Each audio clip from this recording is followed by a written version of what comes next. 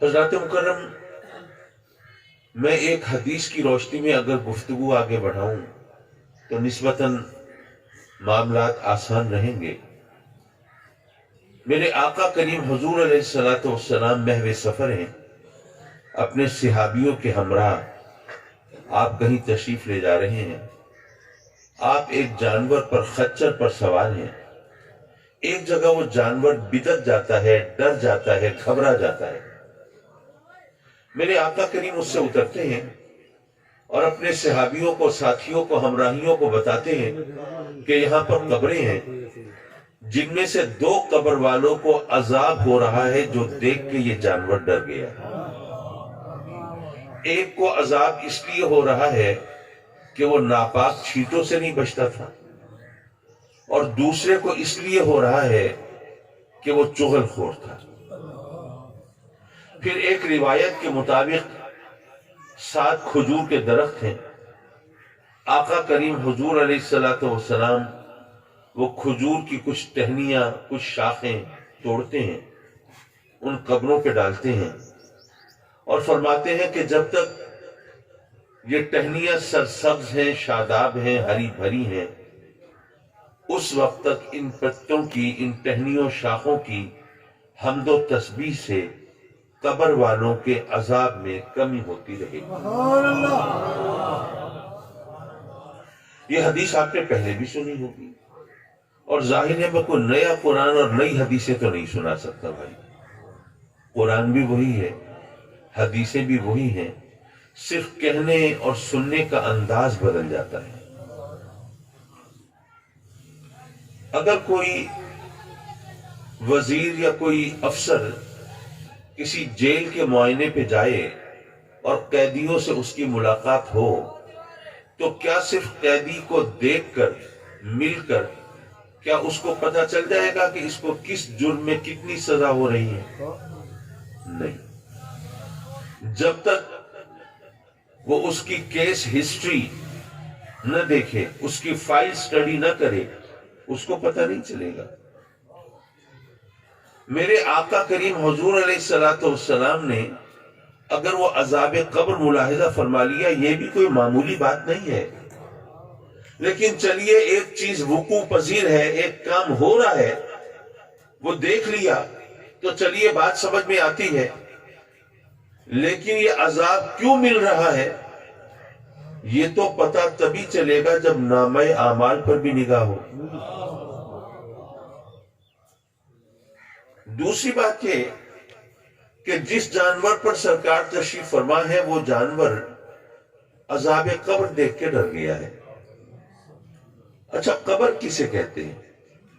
ممکن ہے آپ سوچیں، لو جی حامد سعید کاظمی کو یہ بھی نہیں پتا قبر کسے کہتے ہیں، چلو قبرستان میں لے چلیں، انہیں دکھا لائیں۔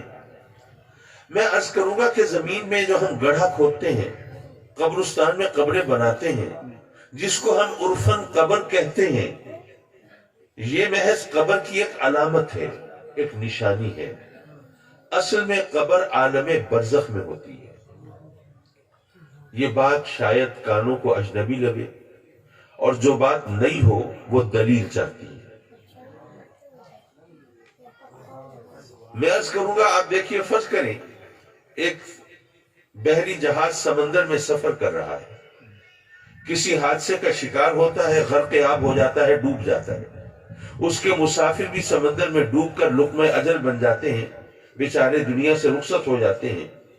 اب وہاں قبر میں، وہاں سمندر میں ان کو قبر تو نہیں ملی، وہ تو پانی میں ڈوب کے مر گئے نا، ان کو مچھلیاں کھا گئی۔ آپ کو پتہ ہے بندہ جب قبر میں جاتا ہے اس سے سوال و جواب ہوتے ہیں، جانتے ہیں آپ؟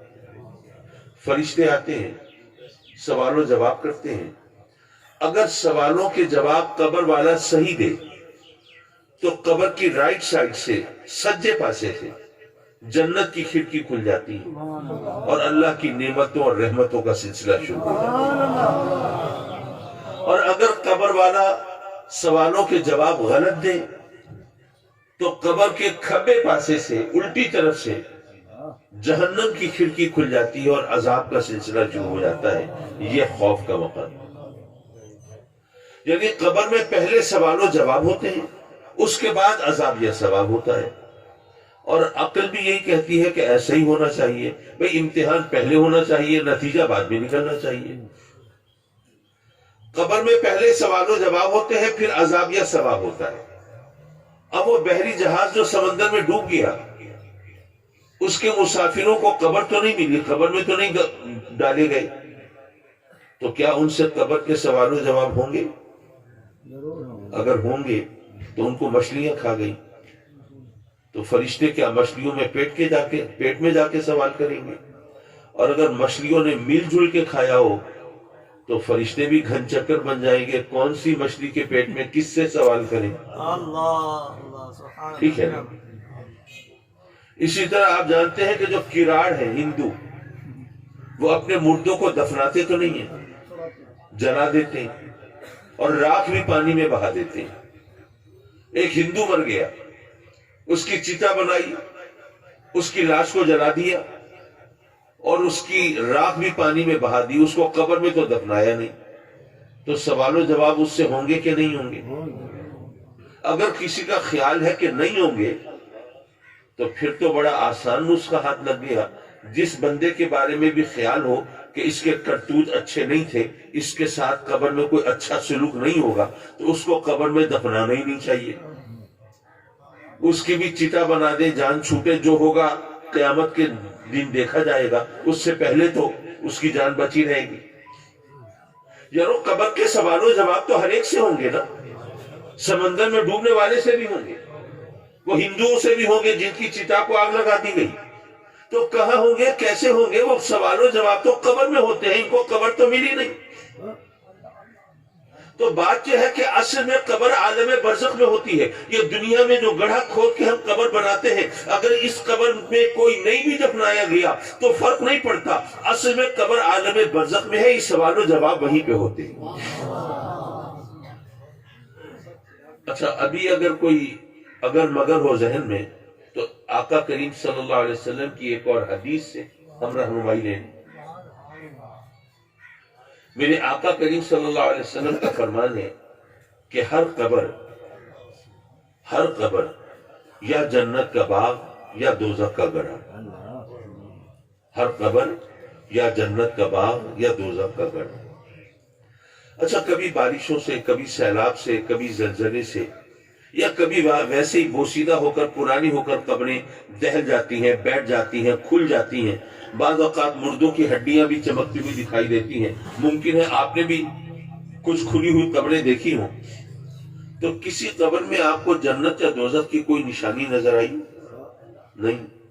کوئی چنگاری، کوئی انگارہ، کوئی عذاب کی کیفیت دکھائی دی؟ نہیں.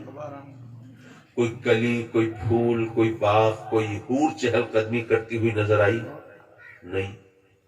ظاہر ہے اگر نظر آئی ہوتی تو آپ یہاں کہاں بیٹھے ہوتے؟ حضرات مکرم، میرے آقا کریم کا فرمان تو غلط نہیں ہو سکتا.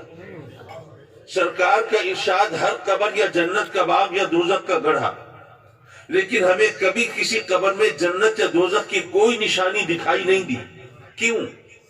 وہ اس لیے کہ ہم دیکھ رہے ہیں اس دنیا میں، اور قبر ہے دراصل عالم برزخ میں، تو یہاں ہم وہ تمام چیزیں کیسے دیکھ سکتے ہیں؟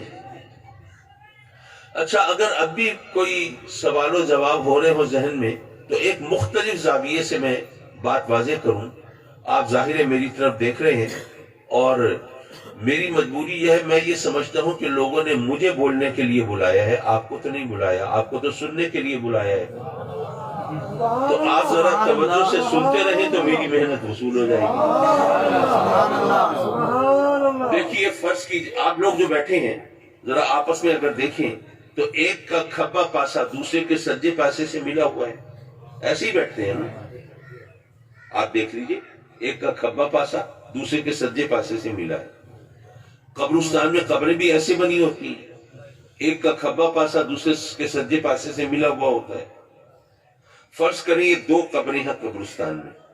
اچھا، جو میرا کھبا سجا ہے میں اس کی رعایت کروں گا. اس قبر کا سجا پاسا یہ، کھبا پاسا یہ، اس قبر کا سجا پاسا یہ، کھبا پاسا یہ، دونوں قبریں ساتھ ساتھ بنی ہوئی ہیں. فرض کریں اس قبر والے نے سوالوں کے جواب صحیح دیے، اس کے سجے پاسے سے جنت کی کھڑکی کھل گئی، ٹھیک ہے؟ اس قبر والے نے سوالوں کے جواب غلط دیے، اس کے کھبے پاسے سے جہنم کی کھڑکی کھل گئی۔ اب قبریں ساتھ ساتھ بنی ہیں، ادھر سے جنت کی کھڑکی کھلی ہوئی ہے، ادھر سے جہنم کی کھڑکی کھلی ہوئی ہے۔ یارو کیا جنت اور جہنم اتنی چھوٹی ہے کہ دو قبروں کے درمیان آ جاتی ہیں؟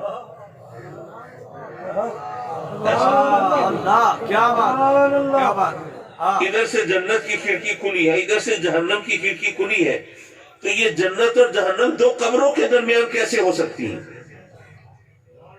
تو مسئلہ دراصل یہ ہے کہ آپ دیکھ رہے ہیں اس دنیا میں، اور اصل میں قبر ہوتی ہے عالم برزخ میں، اور عالم برزخ کے فاصلوں کا تعین آپ اس دنیا میں نہیں کر سکتے۔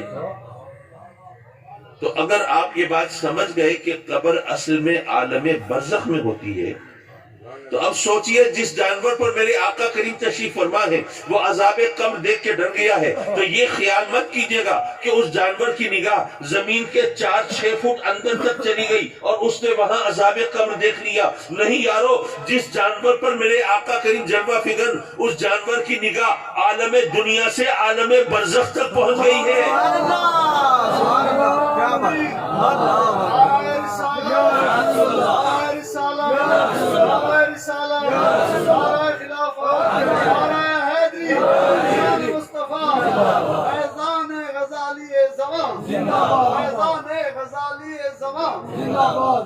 یارو جس جانور پر سرکار جلوہ فگن ہو اس کی نگاہ عالم دنیا سے عالم برزخ تک پہنچ جاتی ہے، تو جو شہزادے میرے آقا کریم کے کندھوں پہ ہوتے تھے ان کی نگاہ کہاں تک